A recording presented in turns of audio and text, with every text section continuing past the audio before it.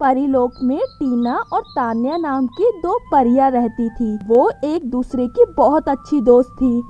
एक बार तान्या और टीना परी जंगल के रास्ते से अपने घर जा रहे थे। तभी उन्हें दो जादुई सोने और चांदी के झरने दिखाई देते हैं, तो वो वहाँ रुक जाते हैं। तान्या, देखो, सोने और चांदी के झरने, मैंने ऐसा झरना कभी नहीं देखा। ये कितना सुंदर है। चलो तान्या, यहाँ से सोना और चांदी लेकर परीलोक चलते हैं। नहीं टीना, ये झरना मुझे मायावी लगता है। हमें इनके पास नहीं जाना चाहिए। चलो वापस चलते हैं, यहाँ हमें खतरा हो सकता है। तान्या, तुम बहुत डरपोक हो। तुम यहीं रुको, मैं अभी बहुत सारा सोना लेकर आती हूँ। फिर हम परीलोक से सभी परियों को यहाँ लेकर आएंगे और उन्हें इस झरने के बारे में बताएंगे। नहीं टीना, वहाँ मत जाओ, मुझे कुछ ठीक नहीं लग रहा। तान्या, तुम बिल्कुल फिक्र मत करो, मैं अभी थोड़ी देर में आ जाऊंगी और मैं तुम्हारे लिए खूब सारा सोना चांदी लेकर आऊंगी। तुम यहीं रहना। टीना तान्या की एक बात नहीं सुनती और सोने के झरने के पास चली जाती है। झरने के पास पहुंचकर वो झरना टीना को अपने अंदर खींच लेता है, जिसे देखकर तान्या डर जाती है। अरे ये क्या हो गया? टीना कहाँ चली गई? मैंने कहा था टीना को वहाँ मत जाना। अब मैं क्या करूँ? मैं उसे कैसे वापस लाऊं? अगर मैं इस झरने के पास जाऊंगी तो वो भी मुझे अपने अंदर खींच लेगा। मैं ऐसा करती हूँ, मैं इस चांदी के झरने के पास जाती हूँ, शायद मुझे कोई रास्ता मिल जाए। ये कहकर तान्या चांदी के झरने के पास जाती है और कहती है, मायावी झरने, कौन हो तुम और तुमने टीना को कहाँ गायब कर दिया? हम जादुई सोने और चांदी के झरने हैं। हमें देखकर लालची लोग हमारे पास आते हैं और हम उन्हें उनके लालच की वजह से खत्म कर देते हैं। क्या इसका मतलब टीना कभी वापस नहीं आएगी? टीना लालची नहीं है, वो बस इतना सोना देखकर बहक गई थी। प्लीज उसे माफ कर दो, वो कभी दोबारा ऐसा नहीं करेगी। एक बार इस झरने में आने के बाद कोई वापस नहीं आता, पर तुम एक अच्छी परी हो। अगर तुम कहती हो तो हम टीना परी की एक बार दोबारा परीक्षा लेंगे। अगर वो इस परीक्षा में सफल रहेगी तो हम उसे माफ कर देंगे। ठीक है मायावी झरने, मैं टीना का यही इंतजार करूंगी। मुझे यकीन है टीना वापस जरूर आएगी। कहाँ हूँ मैं? ये कौन सी जगह है? मैं यहाँ कैसे आई? मुझे जाने दो। ये मायावी झरने की दुनिया है। तुम तुम्हारे लालच की वजह से यहाँ आ गई हो। तुम्हारे लालच की यही सजा है।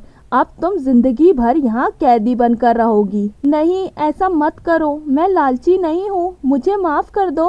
तान्या ने सही कहा था, ये सब माया जाल है। मुझे इस धोखे में नहीं आना चाहिए था। उसने मुझे कितना रोका था, पर मैंने उसकी एक बात नहीं मानी। तुम एक कीमत पर यहाँ से जा सकती हो। इसके अलावा मैं तुम्हें बहुत सारा सोना चांदी भी दूंगा, पर मैं उसके बदले तुम्हारी दोस्त तान्या को यहाँ कैद कर लूँगा। नहीं, तान्या बिल्कुल भी लालची नहीं है, उसको ये सज़ा नहीं मिलनी चाहिए। गलती मेरी है, इसलिए सज़ा भी मुझे मिलेगी। मैं ज़िंदगी भर यहाँ रहने के लिए तैयार हूँ। बहुत अच्छे टीना, तुम इस परीक्षा में सफल रही। तुम लालची नहीं हो, बल्कि एक बहुत अच्छी परी हो। तान्या ने तुम्हारे लिए माफ़ी मांगी थी, इसलिए मैंने तुम्हारी एक बार फिर परीक्षा ली, जिसमें तुम सफल रही। अब कभी लालच मत करना, तुम आज़ाद हो, अब तुम जा सकती हो। ये कहकर जादुई सोने का झरना टीना को वापस कर देता है। टीना, तुम ठीक तो हो ना?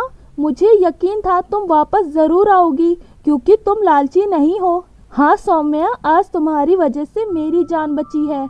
अगर तुम मेरे लिए माफ़ी नहीं मांगती तो मैं वहाँ हमेशा के लिए कैद हो जाती। तान्या, मैं तुमसे वादा करती हूँ कि मैं कभी लालच नहीं करूँगी। हाँ टीना, चलो अब यहाँ से चलते हैं। इस तरह टीना और तान्या वापस परीलोक में आ जाते हैं। एक बार परीलोक में माया परी की शादी तय हो जाती है और सभी परियां मिलकर शादी की तैयारियां करने लगती हैं।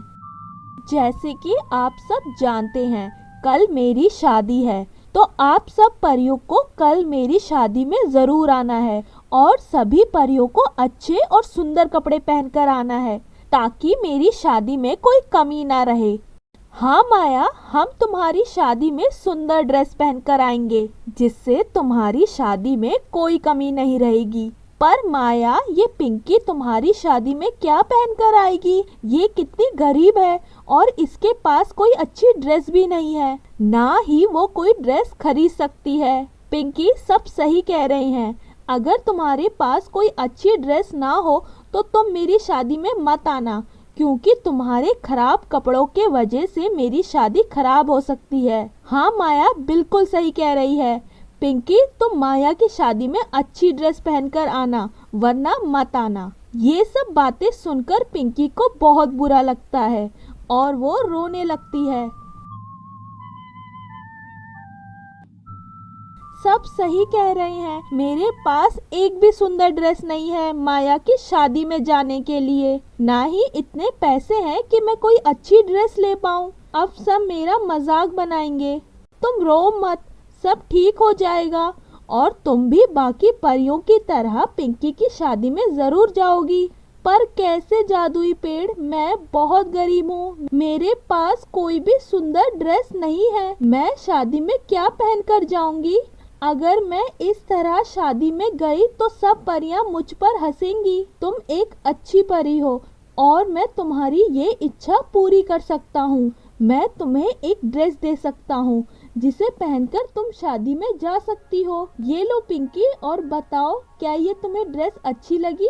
जादुई पेड़, ये तो बहुत सुंदर ड्रेस है। मैंने इतनी सुंदर ड्रेस आज तक नहीं देखी। ये ड्रेस देखकर सभी परियां बहुत खुश होंगी। शुक्रिया जादुई पेड़ इस ड्रेस के लिए, तुमने मेरी परेशानी दूर कर दी। मुझे तुम्हारी मदद करके बहुत खुशी हुई। अब तुम जाओ और बाकी परियों की तरह तुम भी माया परी की शादी की तैयारियां करो। ठीक है जादुई पेड़, अब मैं जल्दी से घर जाकर तैयार हो जाती हूँ। मैं आज बहुत खुश हूँ क्योंकि अब मैं भी माया की शादी में जा सकती हूँ। ये कहकर पिंकी वो ड्रेस लेकर निकल जाती है। पर घर जाते हुए उसे रास्ते में माया दिखती है जो बहुत उदास थी। अरे माया, तुम यहाँ क्या कर रही हो? आज तो तुम्हारी शादी है ना, और तुम यहाँ पर हो? मुझे आज जो शादी में ड्रेस पहननी थी वो मुझसे आयरन करते वक्त जल गई। मैंने इतनी कीमती ड्रेस जला दी। अब मेरे पास और पैसे नहीं हैं कि मैं दूसरी ड्रेस ले सकूं। माया, तुम उदास मत हो, आज तुम्हारी शादी है। तुम मेरी ये ड्रेस ले लो, तुम इस ड्रेस में बहुत अच्छी लगोगी। बताओ ये ड्रेस कैसी है? ये ड्रेस तो बहुत अच्छी है, पर ये तो तुम्हारी है ना, इसे मैं कैसे ले सकती हूँ? और अगर मैं ये ले लूंगी तो फिर तुम क्या पहनोगी? माया, आज तुम्हारे पास ड्रेस होनी चाहिए, मेरे पास नहीं। अब तुम ये ड्रेस ले लो और जल्दी से रेडी हो जाओ। ठीक है पिंकी, शुक्रिया इस ड्रेस के लिए। इसके बाद पिंकी भी माया की शादी में पहुंचती है। पिंकी, हमने तुम्हें साफ साफ मना किया था, अगर तुम्हारे पास ड्रेस ना हो तो तुम शादी में मत आना, पर फिर भी तुम आ गई।